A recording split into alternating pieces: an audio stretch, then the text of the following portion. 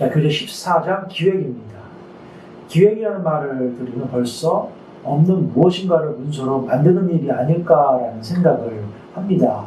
즉, 머릿속의 아이디어를 문서화하는 작업, 무에서 유를 창조하는 작업이라고 보시면 맞습니다. 7호 레크레이션 기획의 정의는 대략 이렇습니다. 서점에서 수집된 정보를 기초로 클라이언트에게 가장 바람직한 서비스 실천의 목표 설정을 클라이언트와 함께 생각하고 계획을 수립해가는 단계, 즉 서적 내용을 변화를 위한 수행 가능한 전략으로 전환시키는 것이라고 보면 됩니다. 서적을 하다 보면 그 클라이언트에게 필요한 것이 무엇인가가 나오게 되죠. 그럼 그걸 채워주기 위해 서비스를 제공하는 게 전문가의 역할이죠. 그런데 그 부분도 그 프로그램을 만들 때도 전문가와 클라이언트가 함께 만들어가는 것, 그게 기획입니다. 최근에 사회복지 서비스의 추세이기도 하죠. 클라이언트와 협력자의 관계로 서비스 계획이 이루어지는 것 말입니다.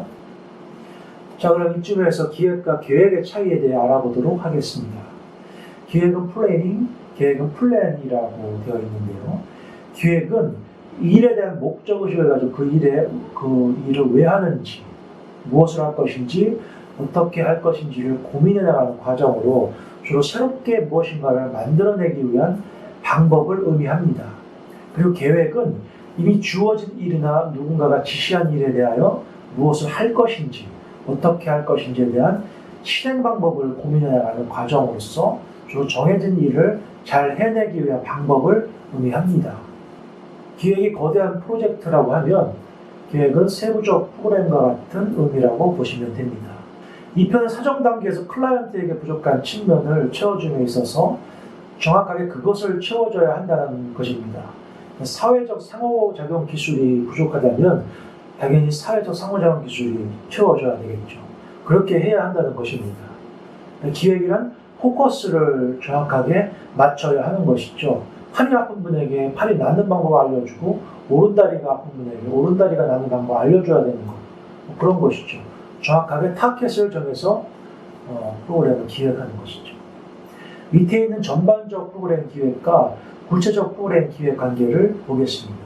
전반적 프로그램 기획은 7호 레크레이션 전문가가 전반적 프로그램으로 프로그램의 방향과 이에 부합하는 구성 요소를 선별하고 결정하는 단계입니다. 한마디로 무엇을 결정하는 단계라고 볼 수가 있죠. 그 무엇인지는 아직은 모르지만 이를 위해서 사정 단계에서 수집한 정보를 바탕으로 기획을 하는 겁니다. 전반적 프로그램의 기획이 나오면 전문가는 프로그램에서 결정된 구성 요소를 현실에서 실현할 수 있도록 구체적으로 세우는 과정을 하는데요. 이렇게 해서 나온 것이 구체적 프로그램입니다. 여기에는 무엇을, 누가, 어디서 어떻게 할 것인가 등이 세부적으로 나오는 것이죠. 이 외에도 더 세부적으로 여러 가지가 포함이 됩니다. 이걸 구체적 프로그램이라고 하는 거죠. 교재에 나와 있는 그림처럼 여러 개가 나올 수도 있고요. 하나만 나올 수도 있습니다. 일반적인 교육이나 행사 프로그램은 전반적 프로그램이 나오면 세부 프로그램이라는 용어로 한 개가 나오게 됩니다.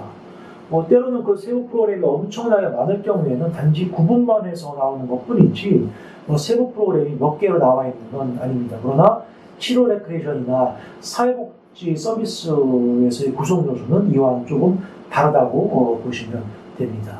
자, 그럼 좀 더 자세히 들여다보면 안가로 2번 전반적 프로그램 기획입니다.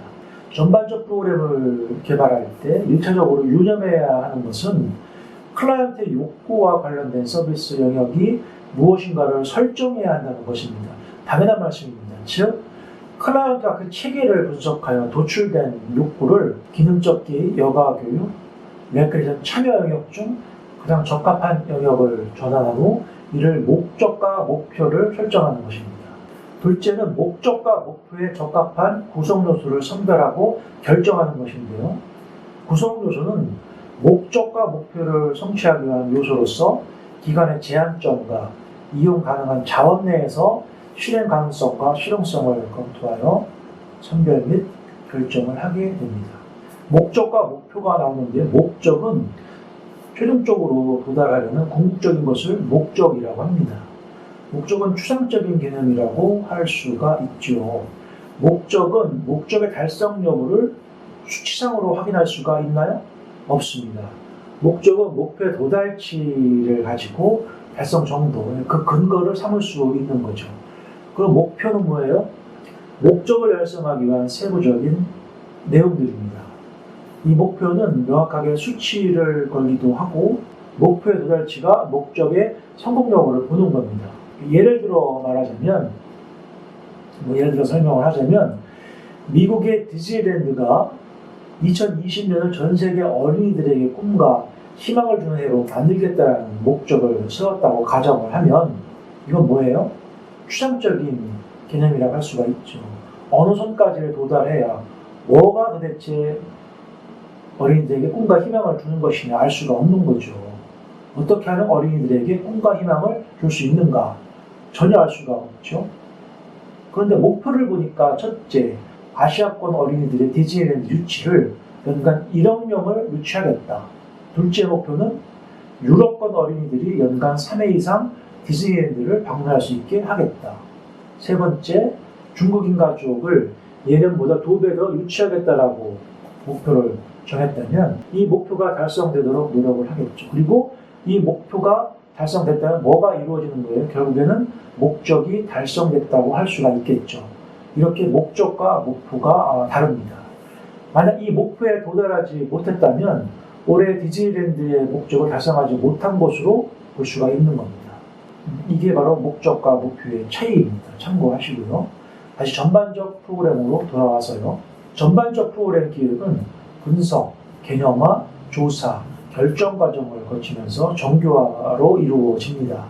먼저 분석을 보면 분석은 클라이언트와 클라이언트의 여가와 관련된 욕구를 조사하는 데 목적을 갖고 있습니다. 이는 프로그램 방향 설정과 프로그램 전체 운영에 영향을 미치는 다양한 요소들을 연구하는 데 필요합니다. 그리고 개념화 단계의 목적과 목표를 수립하는 데 필요한 배경 자료가 되기도 합니다. 효과적으로 분석하기 위해서는 클라이언트 및 그를 둘러싼 환경 체계를 확인하는 것이 매우 중요합니다. 내용을 보면 첫째, 클라이언트와 관련된 내용을 확인하는 것입니다. 인구 통계학적 정보, 의료 관련 정보, 여가 관련 정보 등입니다. 둘째는 기관 영역에서는 기관의 사명과 기능, 기관의 역사와 설립 배경, 기관의 규정과 자원을 확인합니다. 이런 것들이 적절하고 가능해야지만 가능한 거죠. 셋째, 자원 영역은 프로그램과 관련된 기관의 자원을 말하는데요. 주로 프로그램 예산, 프로그램 시설 및 장비, 지원 인력을 확인합니다. 넷째, 지역사회 영역에서 클라이언트가 회원 또는 프로그램 이후 살게 되는 장소 또는 현재 지역사회를 확인합니다. 다섯째는 치료레크션 전문가 영역을 기관 내에 치료레크션 전문가가 거주하고 있는지, 지역사회에 거주하고 있는지가 되겠죠. 치료레크션 전문가의 전문성을 확인하는 것을 말합니다. 우리 영역을 확인하면서 프로그램 방향을 설정하게 됩니다. 이러한 일련의 작업이 분석입니다. 자, 그럼 개념화입니다. 개념화라는 것은 공통된 추상적 사고와 같은 의미입니다. 개념화는 프로그램의 목적과 목표를 설정하는 것입니다. 가장 중요한 과정은 목적을 진술하는 것인데요. 이는 전반적 프로그램의 핵심이 되기 때문입니다. 특히 클라이언트의 여가와 관련된 욕구, 클라이언트의 유형, 기관의 특성은 목적 진술에 많은 영향을 미치게 됩니다. 자, 그럼 목적 진술을 어떻게 하는가를 보면 목적 진술은 첫째, 무엇보다도 문장 내용이 간략해야 하고, 둘째, 프로그램의 당위성이 제시되어야 하고, 셋째, 메시지가 분명하게 제시되어야 합니다. 넷째, 장문으로 구성할 경우는 한 문장으로 이루어져야 합니다. 이렇게 목적 진술이 이루어지게 되면 목표가 진술되는데요. 목표 진술은 프로그램 목적을 위해 필요한 내용을 서술하는 것입니다. 주의해야 할 것은 목표를 측정할 수 있도록 작성하는 것이 아니라 내용이 서술돼야 한다는 것입니다. 이를 위해서는 진술한 목적을 바람직하게 이해하고 있어야 합니다. 137페이지 기능적 개입 서비스 목표와 여가 교육 서비스 목표, 레크레이션 참여 서비스 목표가 있는데요. 이건 여러분이 한번 읽어보시기를 바랍니다. 참고 자료일 뿐입니다. 동그라미 3번 조사입니다. 이건 프로그램의 구성 요소를 선택하는 것입니다. 여기서 프로그램 구성 요소는 프로그램 실행을 위한 운영 단위를 말하는데요. 각 구성 요소는 의도한 목적, 내용 영역, 상호작용 과정에 따라 구분될 수 있으며 각 구성 요소는 다른 구성 요소와는 다르게 실행되고 평가가 됩니다. 조사와 관련한 내용을 보면 1번 목표 재검토하기, 2번 바람직한 결과를 얻을 수 있는 중요 목표를 확인하기, 3번 가능한 한 프로그램 구성 요소를 위해 각 목표를 브레인스토밍하기, 4번 기능 영역 목표 재검토하기, 5번 유연성, 실천 가능성, 유용성에 필요한 아이디어 조사하기, 6번 가치, 유연성, 실현성, 유용성 여부를 가려갈 수 있는 아이디어 제거하기가 있습니다. 동그라미 4번 결정입니다. 결정은 우리 3단계를 통해 얻어진 내용을 토대로 구성 요소를 선택하는 것입니다. 치료 레크션 전문가는 의사결정 과정에서 클라이언트에게 적합한 구성 요소를 제안하고 함께 결정해야 합니다. 페이지 139페이지부터 141페이지까지 분석부터 결정까지의 일련의 과정, 샘플이 나와 있습니다. 꼭 읽어보시기를 바랍니다. 단가로 2번 구체적 프로그램 기획을 보겠습니다. 구체적 프로그램은 전반적 프로그램의 목적과 목표를 실행할 수 있도록 하는 운영 단위입니다. 운영 프로그램이라고도 하고요, 단위 프로그램이라고도 합니다. 구체적 프로그램이 필요한 이유는 첫 번째가 치료 레크션 전문가의 실행에 유리하게 만들어주기 위함입니다. 두 번째는 평가 목적에 대한 가치를 부여하기 위함이고, 세 번째는 높은 수준의 프로그램의 책무성을 기관이 유지하도록 하기 때문입니다. 이를 위해서 전반적 프로그램 개발 과정에서 결정한 구성 요소를 현실에서 구체적으로 실행할 수 있도록 필요한 과정을 세워야 합니다. 여기서 과정은 구체적 프로그램 목적을 진술하고 목적에 따른 결과로서 최종 프로그램, 실행 가능 목표, 도달점, 활동 선별과 분석, 회기 분석지를 진술하는 것을 말합니다. 한번 구체적으로 보겠습니다. 동그라미 1번 목적 진술은 프로그램의 목적을 상세하게 작성하는 것을 말합니다. 즉, 프로그램이 기능적 개입, 여가 교육, 레크레이션 참여 서비스 중 어떤 서비스에 초점을 맞출 것인지에 대한 윤곽을 잡는 것입니다. 주로 레크레이션 참여 서비스가 많이 활용이 됩니다. 동그라미 2번 최종 프로그램 목표입니다. 이건 전반적 성과 내용을 말합니다. 클라이언트와 관련된 구체적인 바람직한 성과를 작성하는 거죠. 최종 프로그램 목표를 만들 때 주의할 점은 최종 프로그램 목표가 독립적이면서도 목적 진술 내용에 모두 담겨 있어야 한다는 것입니다. 143페이지에 예문이 잘 나와 있는데요. 근육을 강화할 수 있다, 친사회적 행동이 강화될 수 있다, 여가의 개념에 대해 설명할 수 있다, 타인과 상호작용할 수 있는 기술을 보일 수 있다, 자신에게 필요한 여가 관련 정보를 말할 수 있다. 이와 같은 내용입니다. 동그라미 3번 실행 가능 목표입니다. 실행 가능 목표는 구체적인 행동 단위로 분석한 목표입니다. 즉, 구체적인 목표 행동을 말합니다.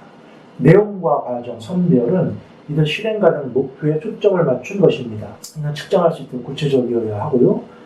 예를 들어 보기를 보면 상지 근육을 강화할 수 있다, 동료의 여가를 도울 수 있다, 여가의 개념에 대해 말할 수 있다, 동료와 눈을 맞추면서 말할 수 있다, 주말에 이용할 수 있는 여가를 제시할 수 있다와 같은 기술을 말합니다.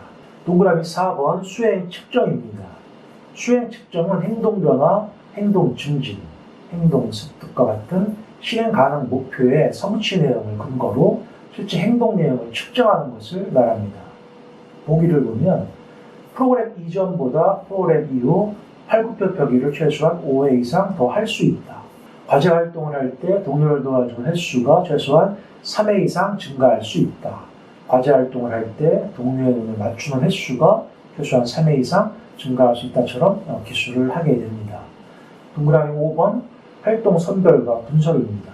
활동은 치료 레크레이션 프로그램의 핵심으로서 클라이언트의 바람직한 행동 변화를 위한 중요한 매개체입니다. 따라서 전문가는 프로그램 목표에 맞는 클라이언트의 심신 상태에 맞는 행동을 섬세하고 세심하게 선별해서 설정을 해야 합니다. 아베는 레크레이션 활동에서 발생하는 상호작용 유형으로 8가지를 제시하고 있는데요. 개인적으로 봤을 적에 매우 적절한 연구였다고 봅니다. 매우 잘 나눠놓은 것 같습니다. 상세하게 내용을 보도록 하겠습니다. 개인 내적 상호작용은 개인 내면에서 일어나는 상호작용 유형으로 타인 또는 외부 사물과 접촉을 하지 않는 것으로 예를 들어 명상, 백일몽 등이 해당이 됩니다. 개인의 외적 상호작용은 외부 사물과 상호작용하지만 사람들과 상호작용은 하지 않는 상호작용 유형으로 주로 혼자서 활동하는 것을 말합니다. 예를 들어 TV 보기, 정황각 보기, 컴퓨터 게임, 독서 등이 여기에 해당이 됩니다. 다음 집합적 상호작용은 한 공간에서 다수가 외부 사물과 상호작용하지만 다른 사람과는 상호작용하지 않는 유형입니다. 이 상호작용은 타인과의 상호작용을 해야 하는 어떤 압박감이 없으면서도 자연스럽게 타인과 접촉할 수 있는 기회는 제공하기도 합니다. 따라서 사회적 상호작용 개발 프로그램에서 자주 사용하기도 합니다. 그렇지만 때로는 경쟁을 불러일으키기도 하는 것도 있습니다. 예를 들어 볼링 같은 경우가 이제 그런 것이죠. 혼자 하기는 하되 옆 라인과 경쟁을 할 수도 있겠죠. 아니면 한 라인에서 또 다른 사람들과 또 경쟁할 수도 있고요. 라번, 개인 간 상호작용은 개인이 다른 사람과 상호작용하는 유형입니다. 이 유형은 정신적, 신체적 여가 활동의 기초입니다. 장기, 단식 테니스, 라켓볼 등이 여기에 해당됩니다. 일방적 상호작용은 3인 이상 간의 경쟁적 상호작용이 일어나는 유형입니다. 개인과 다수 간의 상호작용 유형에 해당하는데요. 한 사람을 제외한 다수의 역할은 같습니다. 예를 들어 무궁화꽃이 피었습니다와 같은 유형입니다. 집단 내적 상호작용은 다수가 상호 호혜적인 목표를 이루기 위해 협력을 이루는 상호작용 형태를 말합니다. 여기에는 뮤지컬 단원들, 서로 긍정적인 언어 및 비언어로 구성된 공연 등이 여기에 해당된다고 할 수가 있죠. 3번 집단 상호작용입니다. 이건 3인 이상의 다수가 서로 경쟁을 하는 상호작용 유형입니다. 3인 이상 정도가 아니고 2인 이상이라고 해야 맞는 것 같습니다. 이는 매우 경쟁적이고 압박감이 있습니다. 고스톱, 포커, 보드게임 등이 여기에 속합니다. 마지막으로 집단 간 상호작용은 다수 대 다수의 상호작용을 말합니다. 우리가 가장 많이 알고 있는 거라고 할 수가 있는데요. 예를 들어 스포츠죠. 농구, 배구 등이 여기에 속합니다. 반가로 3번 회귀분석입니다. 회귀분석지는 최종 프로그램 목표와 실행 가능 목표를 얻기 위해 실행 방법을 기록하는 분석지입니다. 이것은 목표의 중요한 부분을 다룰 뿐만 아니라 흥미로우면서도 균형이 잘 잡혀있는 회귀를 설계할 수 있도록 해야 한다는 것이 중요합니다. 기술 방법은 다음과 같습니다. 먼저 실행 시간과 실행 내용을 충분히 검토해야 합니다. 두 번째로 클라이언트의 특징을 고려하여 활동을 구체적으로 분석해야 합니다. 세 번째로 목표 성취에 관한 관찰과 기록에 관한 시간 및 방법을 제시해야 합니다. 네 번째로 실행 가능 목표를 성취하기 위하여 필요한 기본적 정보를 제시할 수 있어야 합니다.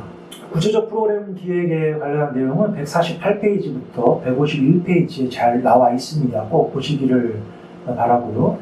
자, 말씀드린 대로 이번 주에는 이론 강의만 이 정도로 하고요. 2교시에는 실기적인 영상을 보도록 하겠습니다. 이 영상은 유튜브에 올라와 있는 영상 중에서 일반인도 쉽게 할 수 있는 것으로 선별 편집한 내용입니다. 꼭 보시기를 바랍니다. 다음 주에는 교재 15장, 16장 실행과 평가를 하도록 하겠습니다. 자, 10주차 이론 수업을 모두 마치겠습니다. 여러분 수고하셨습니다. 감사합니다.